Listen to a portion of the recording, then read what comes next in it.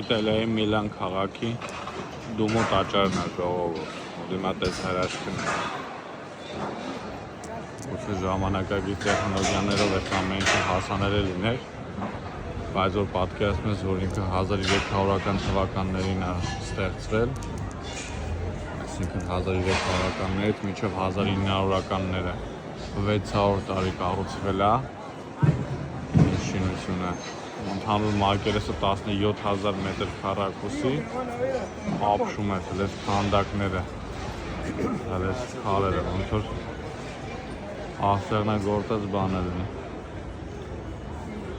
Չեմ ասում ես դարպասների մասին, ոնց կարող են մարդիկ այդ թվերին sense դարպաս կառուցեն,